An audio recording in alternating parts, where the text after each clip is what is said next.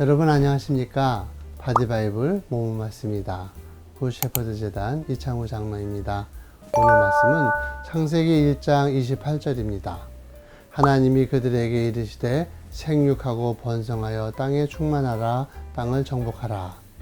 오늘 말씀은 생명의 본성은 적극적이다 입니다. 과연 성경에서는 적극성이라고 하는 가치에 대해서 어떤 입장을 보여줄까요?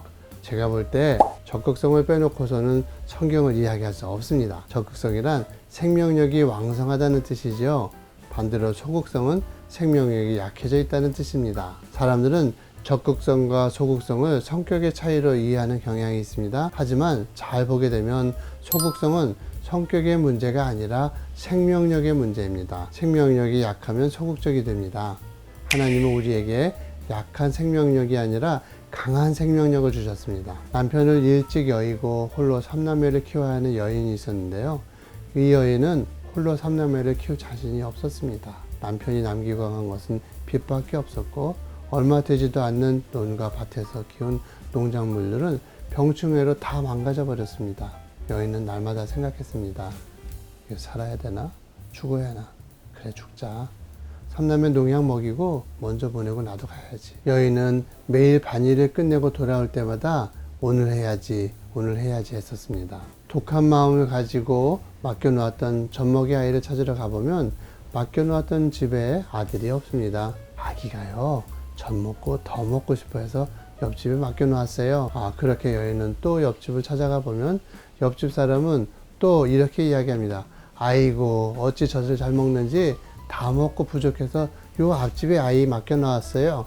그렇게 이 집 저 집을 돌아다니면서 젖을 먹고 잠든 아이의 배는 산처럼 빵빵하게 불러 있습니다. 젖을 세 군데 네 군데에서 얻어먹고 새근새근 잠들어 있는 아들을 보면서 여인은 생각을 했습니다. 뭘 살아보겠다고 그렇게 여기저기 젖을 먹었니?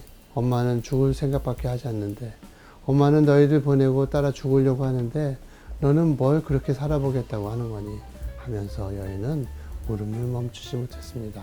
죽고 싶은 자신의 의지보다 살고 싶은 아들의 생명력이 더 강하다는 거, 모질고 혹독한 전쟁터 같은 현실 속에서 꿋꿋하게 살아보겠다고 애를 쓰는 아들의 본능 앞에서 살아라, 그래도 살아야 한다라고 말씀하시는 거역할 수 없는 거룩한 하나님의 명령을 들을 수 있었던 것입니다. 생명이란 살아라 라고 말씀하시는 하나님의 명령입니다. 모든 사람은 살아라 명령하시는 하나님의 명령이 작동하고 있기 때문에 사는 것입니다. 어떤 목적이 있어서 사는 것이 아닙니다.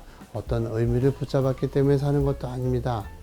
우리 몸 안에 100조 개의 세포 안에 생육하라, 번성하라, 충만하라, 살아라, 적극적으로 살아가라 라는 절대적인 명령 체계가 작동하고 있기 때문에 우리가 살아가는 것입니다. 생명의 본질은 살아가라는 명령이고 그 명령이 우리 안에서 정상적으로 작동하고 있을 때 나타나는 현상이 적극성입니다. 적극성은 생명력의 정상적이고 자연스러운 표출입니다. 아내가 첫 아기를 임신했을 때 주님께 아마 초음파 검사를 하러 간 적이 있었습니다.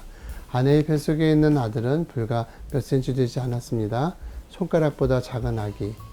초음파 검사를 통해서 흘러나온 아이의 심장 소리를 들었습니다.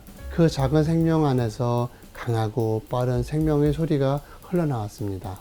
저는 그 소리를 들으면서 강한 인상을 받았습니다. 강하다, 강한 생명이야.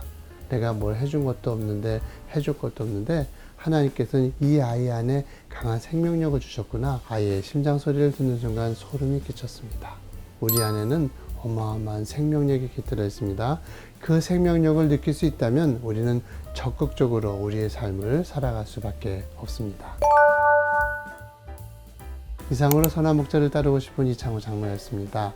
오늘도 여러분 안에서 명령하고 있는 생명의 소리를 들으시면서 적극적으로 살아가시기 바랍니다.